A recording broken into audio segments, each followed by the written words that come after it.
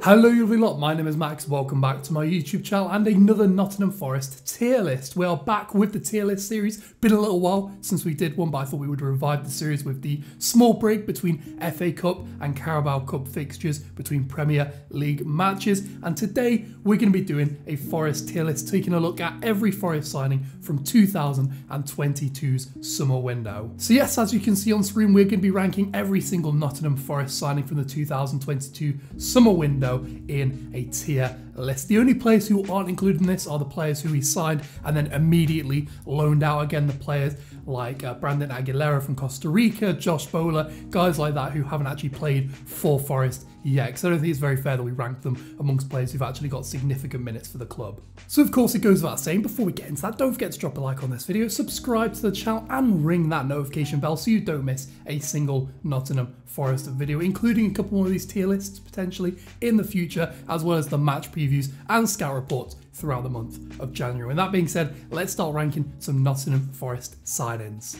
Okay, so we've got about 20 players to go through, so I'm going to be going quite quickly through some of these players, and we're going to be starting with the most expensive and working our way down to the least expensive and through the loan signings. And firstly, we have Morgan Gibbs-White. And for me, Warra Signing, he's been fantastic.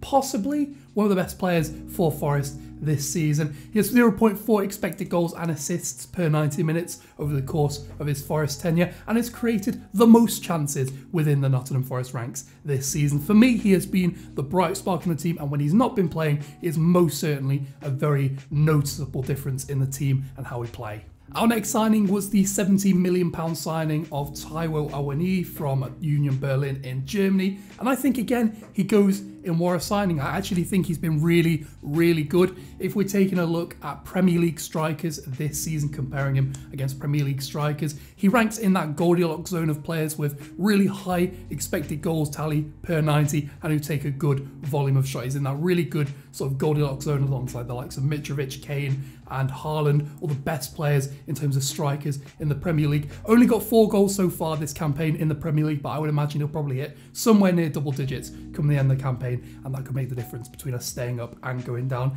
He's taken the most shots in the squad. He's obviously our top goal scorer, and for me, probably alongside Gibbs-White, been one of our best players this campaign. The next player is probably one of the more controversial ones. I think this will definitely be a Warra signing for some people and a complete flop for other people. It's Nico Williams, who we signed from Liverpool after that really good 6-month loan spell at Fulham during the back end of the campaign the last time out. And he has, for my money, I think he's been all right. I think he was better when we were playing in that 3 at the back system as a wing back. I think it definitely saw him become less positionally exposed. I think he is better the further forward that you play him. He has completed the most tackles and interceptions in the Forest team, although I do think that is a product of him winning the ball quite high up the pitch. I think in the back 4 he doesn't really quite work in that system, but he could play as a right winger or a right midfielder in a 4-2-3-1, and I do think there is use for him in this team, and he is only 22. He's so young, you can't be writing him off. I'm going to say jury's out. I'm leaning towards coming good, but he hasn't played too much recently, and I think when he has played, he has struggled in that back 4, so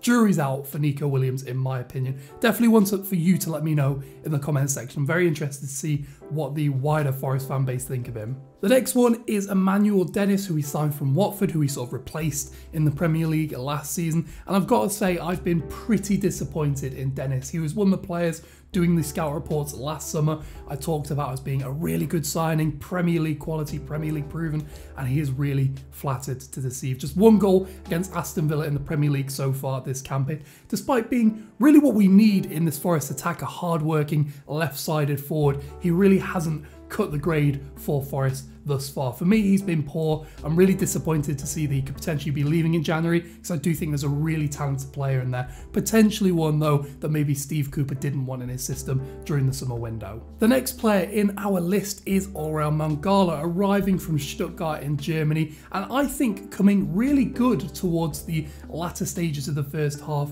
of the season. He did have some injuries during the first half of the season that prevented him from putting significant minutes together, particularly in those early weeks of the season. But I think what I have seen from him, I've been very impressed. He doesn't quite do the defensive work that I'd maybe like to see him do in that midfield, but he's probably one of our more progressive midfielders in that position. Really good on the ball, really good ball carrier, and I think if he could add a little bit more defensive stability into his game, he'd be going into a Warra Signing category, especially for the fee. I think he's looking like a pretty cheap pickup in the end. He's going and coming good. I think he's been a pretty decent signing for us. We've got another quite difficult one arriving in our tier list next. Moussa Niakhaté came in from Mainz in Germany and did only play the first couple of games of the season before picking up injuries and hasn't featured really since sort of September during this season. It is apparently rumoured that he's going to be back in training, or at least back in contention by the end of January, and I would love to see that because I think in the opening weeks of the season he was one of our best players defensively. He's really mobile, really good on the ball, really good at breaking the lines with his passing ability and playing the ball over the top. I think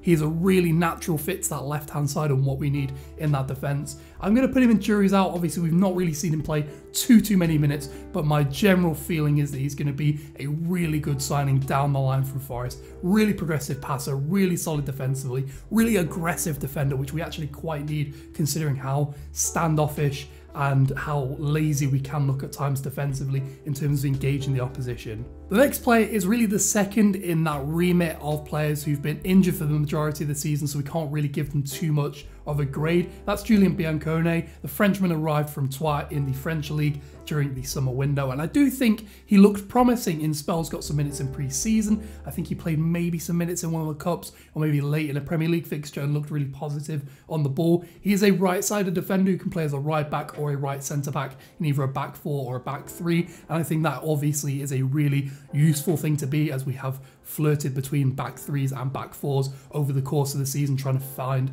the best solution to our tactical problems. And I think having someone like that in your team who's really flexible playing both is obviously very good. He goes in jury's out, but hopefully if we do stay in the Premier League next season and if he does come back to full fitness, I would really like to see him get some minutes during the sort of next season of Steve Cooper's tenure, because I think he could be a really useful player who could plug a few gaps for us. The next player in our tier list is a man who arrived in a double deal from Huddersfield earlier in the summer window alongside another player we're going to get onto a little bit later on, that being Lewis O'Brien in the midfield. And for me, if you'd asked me this right at the beginning of the season, first few games of the season, I've been like, yep, this guy is going to come good, Premier League quality central midfielder.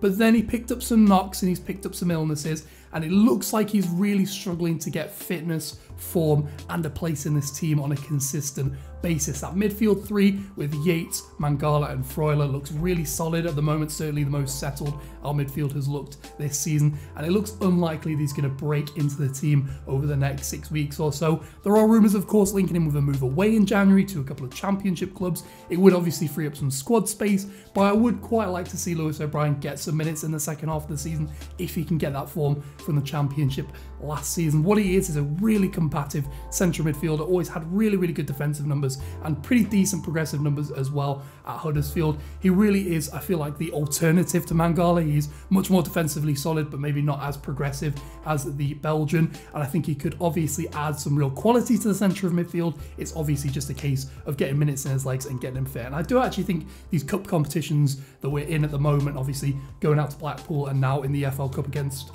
Wolves, is an opportunity to get him back up to match fitness. He goes and jury's out for me, but I really hope he comes good, because he was one of the players I was very excited to see join the club during the summer. We continue with another central midfielder, this one being Remo Freuler from Atalanta, the Swiss midfielder, arriving for around £9 million over the summer window. And for me, I'm going to put him in coming good. I think he's been one of our better players this season, certainly one of the more solid players in that midfield. He's played a lot of minutes already so far this campaign, in a position actually quite different to what he was playing last season for Atalanta. In Atalanta, he was playing a very more attacking, progressive role in that central midfield in a two-man sort of 3-4-3 shape.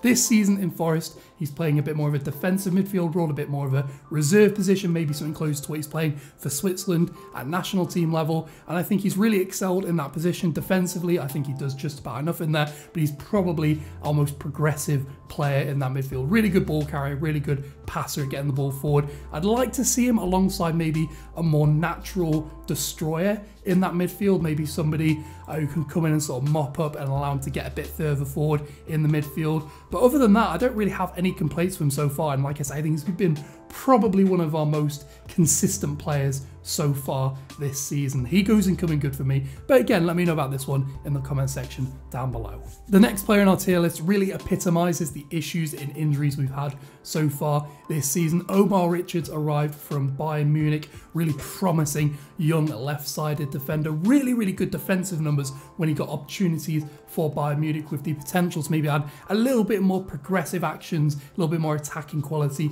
to his game, and you thought Steve Cooper would be a really good manager to develop him under. Unfortunately though, picked up an injury in like his first appearance in a friendly during pre-season and has yet to kick a ball for the club since. This mysterious leg injury that he's had for the majority of the season has kept him out, like I say, for the whole season so far. It's really disappointing as well. Again, he was one like Lewis O'Brien I was really excited for. I think he really epitomised the smart, cheap pickups that we were doing in the early stages of the window. Obviously added quality at left back where we had literally nobody to play in that position at the beginning of the season. And unfortunately just hasn't had a chance to kick a ball yet. So I'm going to put him in juries out. Obviously, we have no idea. He's a very unknown quality or unknown quantity in that defence at the moment. Again though, like Lewis O'Brien, I hope if he can get fit, he can get opportunities, because there is definitely a player there from what I have seen at Reading and Bayern Munich.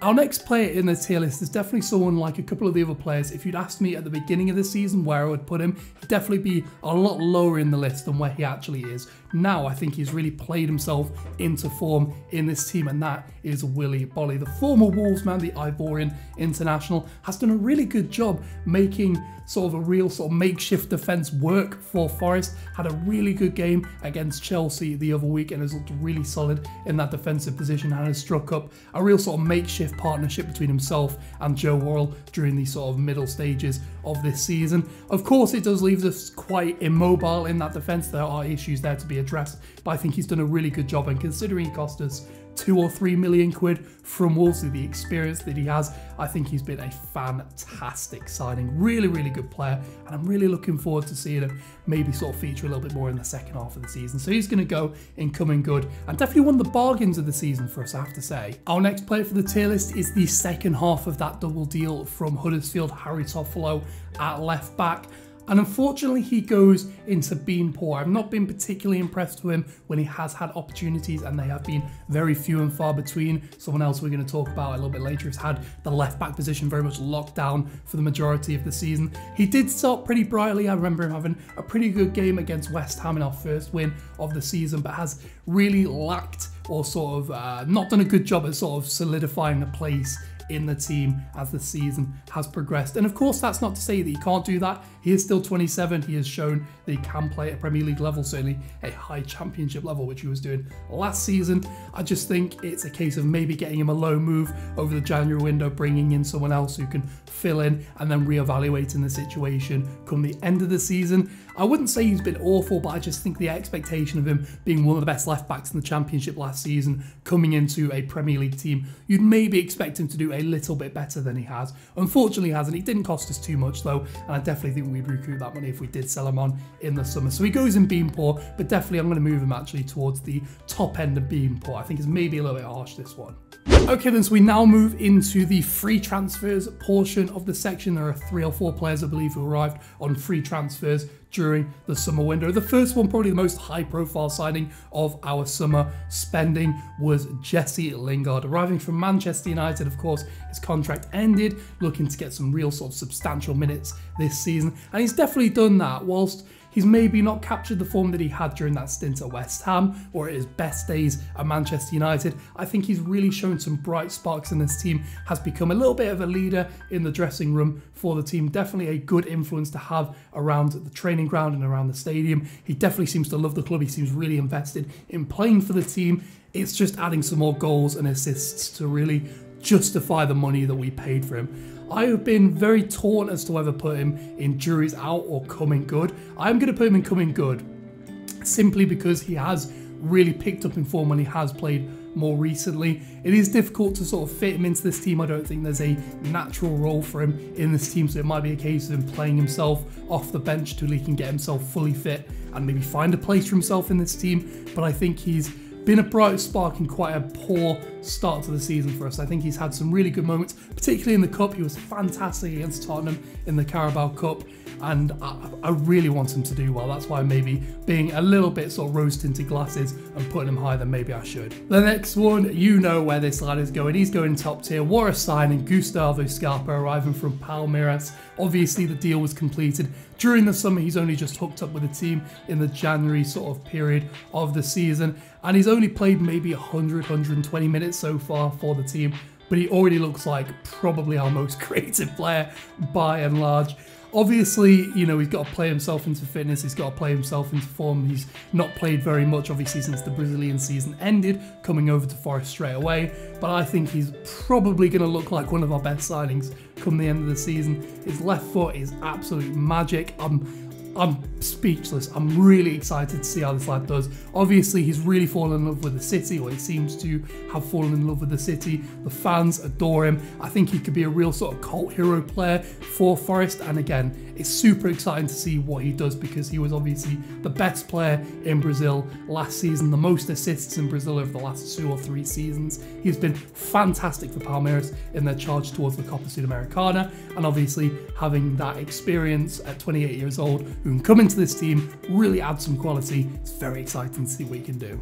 Our final free transfer was that of Serge Aurier, who left by mutual consent, I believe, from Villarreal during the summer of last season, was unattached at the time, joined us as a free agent, and has been, fantastic. He's been amazing for us. And I've got to say, this has been one of the signings I think I was the most wrong about. I was convinced that Aurier was the big money flop signing that we were going to make, who'd play barely any minutes and leave us by January, just judging on his quite poor temperament, his quite poor decision making at times as a footballer, some of the things he's done off the pitch as well, which we won't be getting into in this video. But I've got to say, I've been blown out of the water. As a player, I think he's been fantastic for us. Defensively, so solid, so alert, which is something you really don't associate with Aurier, considering the quite tumultuous spell he had at Tottenham. But I think his time under Unai Emery at Villarreal has turned into a really solid back four defensive right back who can add a little bit of creativity going forward. Got his first goal for the club against Chelsea, that equaliser in the Premier League a couple of weeks ago, and has really just shone over the sort of last 6 or 7 weeks of the season. And I'm really looking forward to seeing him during the second half of the season. Hopefully maybe we can time down to a contract extension and see if he can maybe sort of hold down that right back spot for the remainder of the season, and hopefully beyond into our next campaign. He goes into Warra Signing. Definitely the most unexpected one. I was very surprised that we were in for him, and even more surprised that he's been as good as he has. But he's been fantastic, and he definitely deserves it, because it looks like he's worked really hard for that spot. So the final section of this video will be taking a look at all the loan signings that we've made over the course of the summer window. The first being the one with a real definitive fee for how much we've paid, a €5 million loan fee for Renan Lodi from Atletico Madrid, and he goes into coming good. I think he's been a really good addition to the left-hand side of our squad, much like Aurier, very defensively solid left back, having spent time playing obviously under Diego Simeone at Atletico Madrid, and has really added some experience and genuine quality into a position of the pitch where we really lacked it coming into the beginning of the season. I do think it's probably going to be quite unlikely that we make the deal permanent or loan him back next season. Obviously, if we're in the Championship, I think it's a no-brainer. He won't be coming back. But I think even if we stay up, just because of the wages and the finances involved, I think we'll be on a little bit more of a steady budget next season. Having established ourselves, it'll be more sort of solving solutions in the team, solving sort of positional issues in the team. And I don't think Lodi will be brought back, but I've been proven wrong before, and obviously I don't think it'd be too expensive a fee. It's just obviously, you know, it's unlikely, I think. But he has been really solid for us, a really good addition to that left back spot, and has, like I say, cemented his position in that team, and I think he's starting to really come good on that fee. Our next signing, obviously he should have been in the free transfer section, but it doesn't really matter. It's Wayne Hennessy. Everyone knows him. I'm going to put him in the flops. I've been a little bit disappointed by him. I think it's hard obviously to say that a free transfer, he obviously came on a free from Burnley, has been a flop, but he just doesn't fill me with much confidence when he does play. He shipped 3 at Man United the other week, 3 pretty poor goals as well. Shipped 4 in the Cup against Blackpool, and I just think second choice keeper is a really important position. It's important to have someone who's solid, who can play in that position, especially if you've loaned a keeper in from a Premier League team. There's at least 2 games a season they're not going to be able to play, and they're 2 very important games, 6 potential points you could pick up. And I think even Horvath, who was on the bench for us last season, who stepped in when Samba got suspended against Stoke and did a really good job at keeping up that momentum for promotion, would have been just as good an option, if not better an option, than Hennessy in that position. So I'm going to put him in flop. He's 35 as well. He's not getting any better. I guess you get what you pay for. He was on a free. You can't really complain, but I would have liked maybe a little bit more quality as our second choice goalkeeper, just to make us a little bit more solid. Our penultimate player is yet another goalkeeper. It's Dean Henderson. It's Hendo. He's going incoming good. I think a lot of people would put him into the top category, into Warra Signing. I think there is definitely a case to be made for that. He has had a pretty solid season considering he's not played a lot of football in the last 2 years or so. But what I will say is that he came in on probably quite a lot of wages with quite a lot of expectation, and I don't think he's necessarily been as good or as good as he could be. I think he's had a couple of errors. I think he was pretty poor against Leicester earlier in the season. He had a really, really good start to the season, don't get me wrong, shot off the blocks really quickly, really good penalty record for us as well. And his save percentage isn't actually that bad. It's around the mid-60s. It's about average for a Premier League goalkeeper, maybe slightly below average. But that being said, I maybe expected him to be a little bit better, or I think he's maybe at 90%. He can maybe get another little 10% out of him to really push us over the line in staying in the Premier League. That being said though, he is a solid Premier League quality goalkeeper. He is good in the box, he's commanding in the air. His distribution does leave a lot to be desired, but I think in a system that doesn't really require us to play out the back too often, I don't think that's too much of an issue. I think there's other more demanding issues in the team. So I'm going to put him in coming good, and I think he's one of them ones who's maybe towards the top end. We'll move him towards the top end, in fact, who could push up to Warra Signing if he has maybe another really good few games in the run-in at the end of the season. The final player is the only player not wearing a Forest shirt in this tier list. Maybe that's because I don't even know if he played a single minute for us. Can't even remember. It's Loic Bardet. He goes in flop. I feel like this is probably the most obvious one. The guy barely kicked a ball for us. I don't even know if he made any appearances for the club. Was shipped off back to Rennes in January, and now he's sunning it up in Sevilla at the moment for the second half of the season. I've got to say it's quite disappointing as well. He came in obviously as a centre-back. He predominantly played on the left side for Rennes and is a fairly mobile centre-back, and I feel like that is exactly what we need in our team, as a mobile left-sided centre-back to play alongside someone like Worrell. But that being said, maybe he didn't like the club, maybe it was an agent signing, sort of a little deal done under the table. We're not privy to that kind of information, but what I will say is he was a flop. He was a poor signing, an unnecessary signing, and definitely one that maybe we should have looked at reinvesting into other positions during the summer window. So here we are then, the tier list is completed. I'm pretty happy with the positionings of most players. There's maybe one who could be moved here and there, but that's by the by. Top tier, we've got Gibbs White, Taiwo, Scarpa, and Aurier. Second tier, we've got Hendo, Mangala, Freuler. We've got Willy Bolly, Lingard, and Lodi. Middle tier, we've got Nico Williams, Moussa Niakhaté, Julian Biancone, Lewis O'Brien, and Omar Richards. Second bottom tier, we've got Harry Toffolo and Dennis. And flops, we've got Hennessy and Bardet. Of course though, let me know your thoughts on this tier list in the comments of this video. I will leave a link to this tier list in the video description so you can go and do it yourself.